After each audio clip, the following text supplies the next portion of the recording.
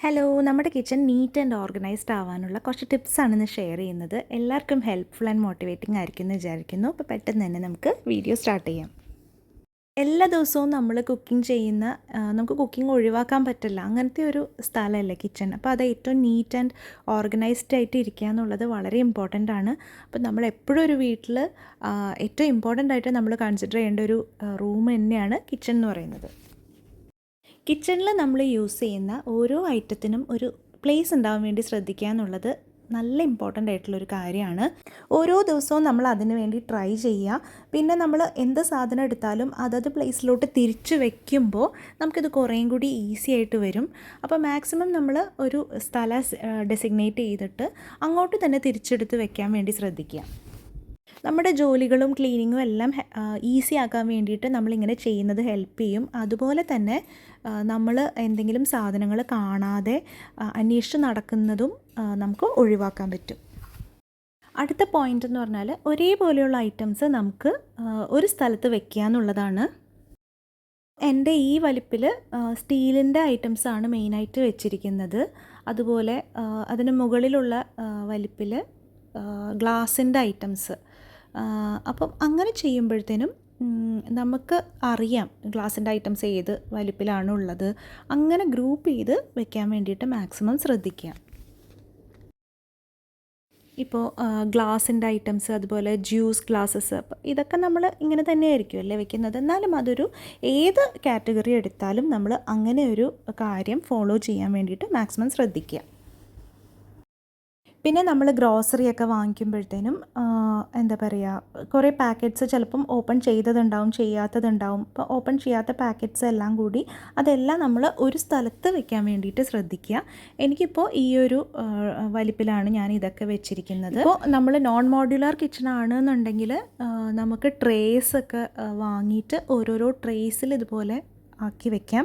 ഇനിയിപ്പോൾ ഓരോ കിച്ചൻ്റെ ഇതുപോലെ നമ്മൾ മാക്സിമം പക്ഷേ സിമിലർ ആയിട്ടുള്ള ഐറ്റംസ് ഒരുമിച്ച് തന്നെ വെക്കാൻ വേണ്ടിയിട്ട് ശ്രദ്ധിക്കുക. പിന്നെ എക്സ്ട്രാ വരുന്ന ഐറ്റംസ് നമുക്ക് ഇതുപോലെ ക്ലിപ്സ് യൂസ് ചെയ്തിട്ട് വലിയ വലിയ കണ്ടെയ്നേഴ്സ് ഉണ്ടാവുമല്ലോ, ഇതുപോലെയുള്ള കണ്ടെയ്നേഴ്സ് ഇതിനകത്ത് ആക്കി വെക്കാവുന്നതാണ്. ഞാനിപ്പോൾ ഇതിനകത്ത് കുറച്ച് ഒഴിഞ്ഞ പാത്രങ്ങളും പിന്നെ അതുപോലെ extra cover, extra grocery bags, അങ്ങനെയുള്ള ഐറ്റംസാണ് തൽക്കാലം ഞാൻ വെച്ചിരിക്കുന്നത്. അപ്പോൾ നമ്മുടെ കൺവീനിയൻസ് പോലെ ഇങ്ങനെ ഗ്രൂപ്പ് ചെയ്ത് വെക്കാൻ വേണ്ടിയിട്ട് നോക്കുക. അടുത്തൊരു പോയിൻ്റ് എന്ന് പറഞ്ഞാൽ നമ്മൾ വിഷ്വൽ ക്ലട്ടർ ഉണ്ടാക്കാതിരിക്കാൻ വേണ്ടി ശ്രദ്ധിക്കുക. അതായത് നമ്മളിപ്പോൾ പാക്കറ്റ്സ് തന്നെ കളർഫുൾ പാക്കറ്റ്സ് ആയിരിക്കുമല്ലോ, ആ പാക്കറ്റ്സ് തന്നെ നമ്മളിപ്പോൾ ഫ്രിഡ്ജിലൊക്കെ വെക്കുകയാണെന്നുണ്ടെങ്കിൽ അതൊരു യൂണിഫോം കളറോ എടുത്ത് കാണിക്കുന്ന കളേഴ്സൊക്കെ വന്നിട്ട് കുറച്ച് ക്ലട്ടേർഡ് ലുക്ക് വരാൻ ചാൻസ് ഉണ്ട്. അപ്പോൾ നമ്മൾ മാക്സിമം അങ്ങനെയുള്ളത് ഒഴിവാക്കിയിട്ട് പ്ലെയിൻ ആയിട്ടുള്ള കാര്യങ്ങൾ യൂസ് ചെയ്യാൻ വേണ്ടി ശ്രദ്ധിക്കുക. പിന്നെ നമ്മൾ കിച്ചണിൽ യൂസ് ചെയ്യുന്ന പാത്രങ്ങൾ അതെല്ലാം ഒരേപോലെയുള്ള പാത്രങ്ങളാകാൻ വേണ്ടി ശ്രമിക്കുകയാണെന്നുണ്ടെങ്കിൽ കുറേയും കൂടി കാണാൻ കുറേയും കൂടി പ്ലീസിങ് ആയിരിക്കും, കുറേയും കൂടി ഒരു ഓർഗനൈസ്ഡ് ലുക്ക് ഉണ്ടാവാൻ വേണ്ടി ചാൻസ് ഉണ്ട്. അതുപോലെ നമുക്ക് ആവശ്യമുള്ള അളവുള്ള ബോട്ടിൽസ് നോക്കിയെടുക്കാൻ വേണ്ടിയിട്ട് ശ്രദ്ധിക്കുക. ഇനി അടുത്തൊരു കാര്യം, നമ്മുടെ സിങ്ക് ഏരിയ അതുപോലെ നമ്മുടെ കൗണ്ടർ സ്പേസ് മാക്സിമം ക്ലീൻ ആക്കി വെക്കാൻ വേണ്ടിയിട്ട് ശ്രദ്ധിക്കുക. നമ്മുടെ ഓരോ കുക്കിംഗ് കഴിയുമ്പോഴും അവിടെയെല്ലാം ക്ലീൻ ചെയ്തിടാൻ വേണ്ടി ശ്രദ്ധിക്കുക പറ്റുന്ന പോലെ മാക്സിമം. ഇപ്പോൾ കുക്കിംഗ് കഴിഞ്ഞ് കഴിഞ്ഞാൽ മാക്സിമം ആ ഒരു വെയിറ്റിംഗ് ടൈമിൽ നമ്മൾ കുക്കിങ്ങിന് യൂസ് ചെയ്ത പാത്രങ്ങളെല്ലാം തന്നെ തിരിച്ചെടുത്ത് വെക്കുക. അതുപോലെ കൗണ്ടർ സ്പേസ് ഒന്ന് വൈപ്പ് ചെയ്തിടുക. അതുപോലെ സിങ്കും ഒന്ന് ക്ലീൻ ആക്കി ഇടാൻ വേണ്ടിയിട്ട് ശ്രദ്ധിക്കുക. പിന്നെ ഫ്രിഡ്ജിൻ്റെ ടോപ്പ് ഏരിയ ഒത്തിരി ക്ലട്ടേർഡായിട്ട് സാധനങ്ങൾ കുത്തി നിറച്ച് ഇടാതെ ശ്രദ്ധിക്കുക. ഇപ്പോൾ ഞാനിവിടെ ഒരു റൗണ്ടിലെ ട്രേയും പിന്നെ അതുപോലെ നമ്മൾ ഈ മൂടി വെക്കുന്ന ഒരു പാത്രം, അതിന് കറക്റ്റായിട്ടൊരു സ്പേസ് എനിക്ക് കിട്ടിയിട്ടില്ല. അപ്പോൾ ഞാൻ ഫ്രിഡ്ജിൻ്റെ മുകളിൽ വെച്ചേക്കാണ്. അപ്പോൾ മാക്സിമം നമുക്ക് പറ്റുന്ന പോലെ ഫ്രിഡ്ജിൻ്റെ ടോപ്പ് ഒഴിവാക്കി ഇടാൻ വേണ്ടിയിട്ട് ശ്രദ്ധിക്കുക. അടുത്ത പോയിൻ്റ് എന്ന് പറഞ്ഞാൽ നമ്മളുടെ ഷെൽഫുകളിൽ കുറച്ച് സ്പേസ് എക്സ്ട്രാ ഇടാൻ വേണ്ടിയിട്ട് ശ്രദ്ധിക്കുക. ഫുള്ളാക്കിയിട്ട് അങ്ങ് ഇടാതെ ശ്രദ്ധിക്കുക. ഇപ്പം എൻ്റെ താഴത്തെ സെക്ഷൻ നോക്കുകയാണെങ്കിൽ ഇവിടെ കുറച്ച് ഡീക്ലട്ടറിങ്ങും ഓർഗനൈസിങ്ങും ഒക്കെ ആവശ്യമുണ്ട്. അപ്പോൾ അത് ഞാൻ ചെയ്തു വരുന്നുള്ളൂ. എക്സ്ട്രാ സാധനങ്ങൾ വന്നു കഴിഞ്ഞാൽ ഒന്ന് അതിനകത്ത് ഇടുന്ന പോലത്തെ ഒരു സ്പേസാണത്.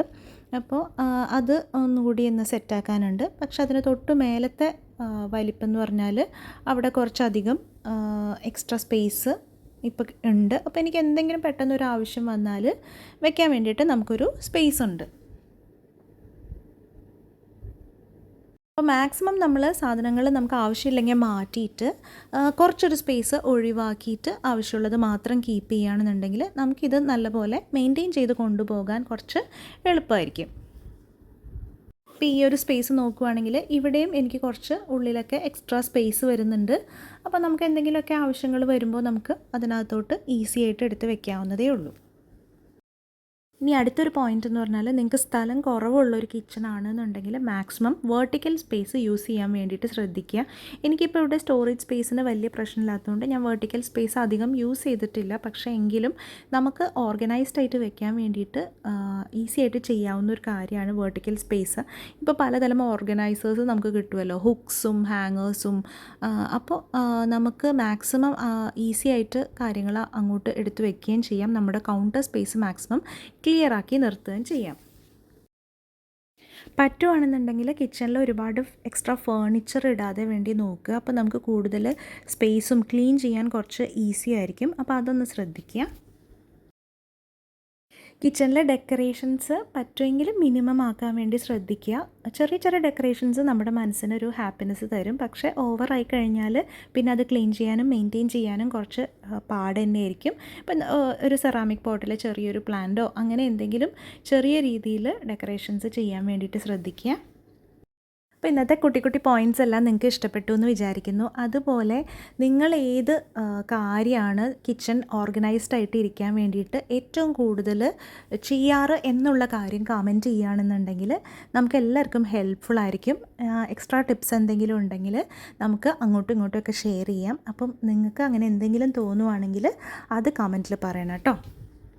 ഞാൻ നേരത്തെ പറഞ്ഞ പോലെ വീഡിയോ ഇഷ്ടമായെങ്കിൽ ലൈക്ക് ചെയ്യാനും കമൻറ്റ് ചെയ്യാനും അതുപോലെ ഹൈപ്പ് എന്ന് പറയുന്ന ബട്ടൺ പ്രസ് ചെയ്യാനും മറന്നു പോകരുത്. അപ്പോൾ വീഡിയോ കുറച്ച് റീച്ച് ആവുന്നതും വ്യൂസ് കിട്ടുന്നതൊക്കെ നമുക്ക് മോട്ടിവേറ്റിംഗ് ആയിട്ടുള്ളൊരു കാര്യമാണ്. അപ്പോൾ എനിക്ക് തിരിച്ച് എന്നോട് ചെയ്യാവുന്ന ഒരു കുട്ടി ഹെൽപ്പാണ് നമുക്ക് ലൈക്ക് ചെയ്യുക കമൻറ്റ് ചെയ്യുക എന്നുള്ളത്. അപ്പോൾ പറ്റുവാണെന്നുണ്ടെങ്കിൽ ഡെഫിനറ്റ്ലി ചെയ്യണം.